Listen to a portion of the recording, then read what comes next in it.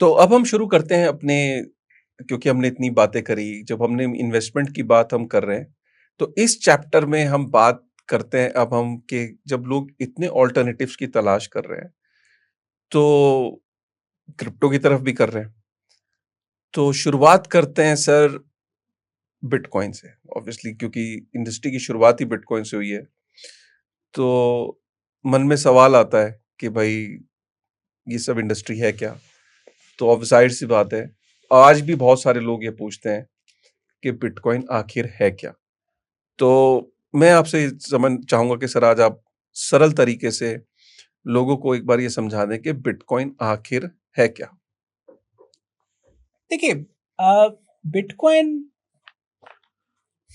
अगर दुनिया में 7 अजूबे हैं हम्म, तो मैं बिटकॉइन को दुनिया का 8वां अजूबा बोलूंगा। हम्म, बट इस चीज को समझाने के लिए मैं आपको एक इंटरेस्टिंग चीज समझाना चाहता हूँ, वो है लेजर टेक्नोलॉजी। लेजर। लेजर, बही खाता। देखिए, अभी तक हमने बात की थी मनी की, हम्म, और मनी की वैल्यू अप जाती है, डाउन जाती है, मनी के यूनिट्स होते हैं, मनी की फॉर्म्स होती हैं, वैरायटीज होती हैं, करेंसी होती है, वगैरह वगैरह, गोल्ड वगैरह।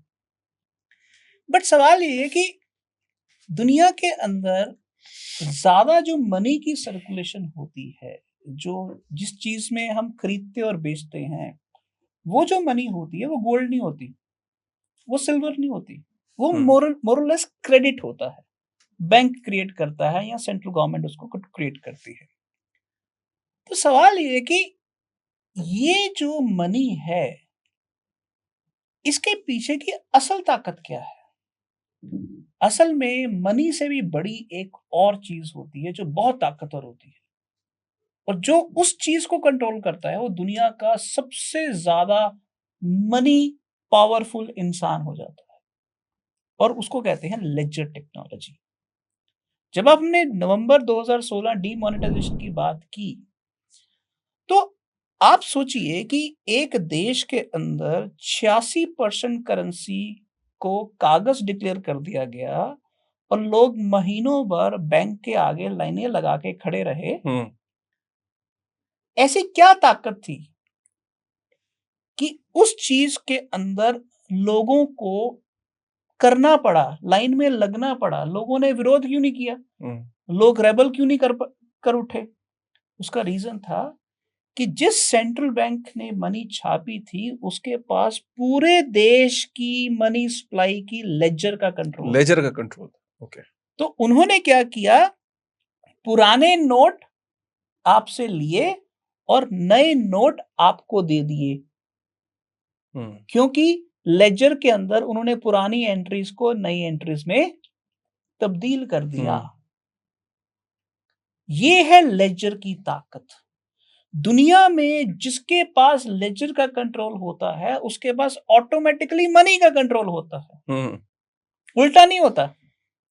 तो इसलिए लेजर टेक्नोलॉजी अगर समझनी है तो उसकी छोटी सी सिंपल सी हिस्ट्री समझ लो। सिर्फ 3 किस्म की लेजर टेक्नोलॉजी रही है। पहली है सिंगल एंट्री लेजर, जो लगभग 4500 साल चली। हम्म, मतलब क्रेडिट एंट्रीज एक तरफ, एक खाने में, और डेबिट एंट्रीज दूसरे खाने में। हम्म, दो अलग अलग डब्बे हैं, और ये दोनों डब्बे राजा के महल में पड़े हुए हैं, और राजा चाहे क्रेडिट एंट्रीज और डेबिट एंट्रीज अपने तरीके से बदल सकता है। तो ये है सिंगल एंट्री लेजर सिस्टम। और सिंगल एंट्री लेजर को जब राजा कंट्रोल कर रहा है, तो राजा के पास सबसे बड़ी पावर आ गई। तो उस समय एम्पायर्स पैदा हुई। ओके। हम्म, तो ये जो एम्पायर्स थी, ये एम्पायर्स लगभग 4-4.5 हजार साल चली। हम्म, आज से 500 साल पहले एक नया चेंज आया, वो था डबल एंट्री लेजर सिस्टम। एक ही कागज के 2 हिस्से कर दिए गए, एक तरफ क्रेडिट एंट्री, दूसरी तरफ डेबिट एंट्री। क्रेडिट एंट्रीज का टोटल नीचे करके एक सम टोटल, डेबिट एंट्रीज का टोटल करके नीचे सम टोटल, और अगले पेज हम्म, को पिछले पेज के सम टोटल से शुरुआत की जाती। शुरुआत करते थे। तो इसका मतलब ये है कि अगर आपको कहीं भी डाटा के अंदर, एंट्री के अंदर कोई चेंज करना है तो आपको उसको पिछले पेज में जाना पड़ेगा, पिछले पेज को चेंज करना है उसको फिर पिछले पेज में जाना पड़ेगा, तो एक लेजर बन गई। इसको डबल एंट्री लेजर बुक कहते हैं। तो जब डबल एंट्री लेजर बुक बनी तो बही खाते के अंदर राजा के लिए मैनिपुलेशन करना मुश्किल हो गया। तो उस जमाने में जो अकाउंटिंग का काम था वो राजा की बजाय प्रोफेशनल्स करना शुरू हो गए और शुरुआत हुई मॉडर्न डेमोक्रेसी की, मॉडर्न बैंकिंग की, मॉडर्न स्टॉक मार्केट की, मॉडर्न इंश्योरेंस की। ये सारी चीजों की शुरुआत वहां से हुई। क्योंकि अब मान लीजिए अगर मैं एक बिजनेस करता हूं, मुझे 80% मुझे प्रॉफिट आ रहा है, तो आप मुझे आके कहते हैं कि भाई सुनील, ऐसा है कि आपको इतना अच्छा प्रॉफिट हो रहा है तो आप अपने बिजनेस का 10% मुझे दे दो। तो मैं आपको कहता हूं मैं कैसे दे सकता हूं आपको 10%?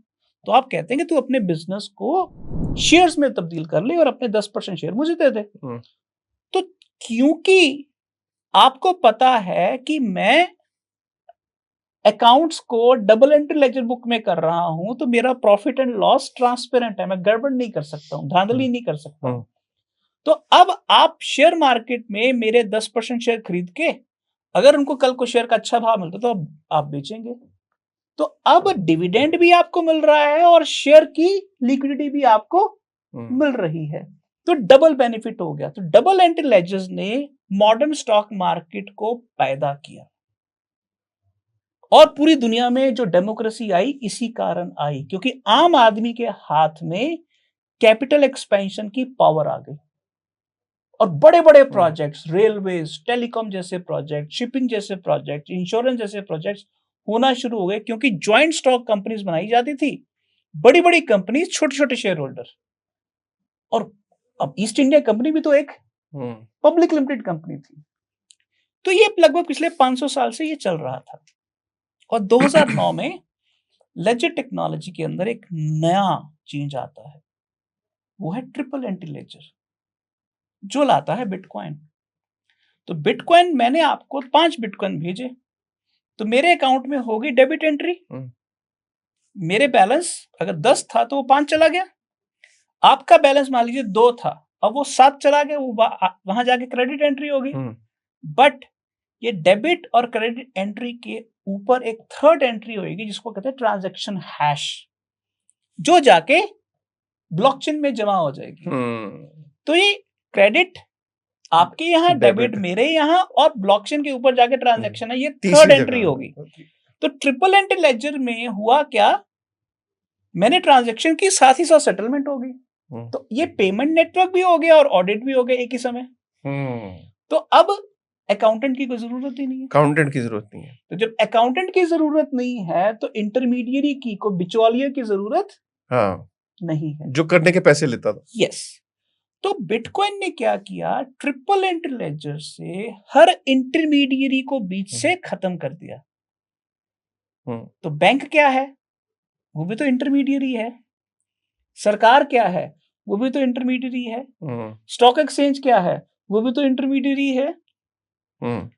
तो बिटकॉइन ने 5000 साल की मॉनेटरी हिस्ट्री में एक इतना कमाल किया कि वो दुनिया की पहली बॉर्डरलेस मनी बन गया, दुनिया की पहली ग्लोबल नॉन पॉलिटिकल मनी बन गया, दुनिया का पहला पेमेंट सिस्टम बन गया जहां पर बिना केवाईसी के एक देश से दूसरे देश तक कोई भी बंदा पेमेंट कर सकता है और ट्रांजैक्शन इमीडिएटली सेटलमेंट हो रही है।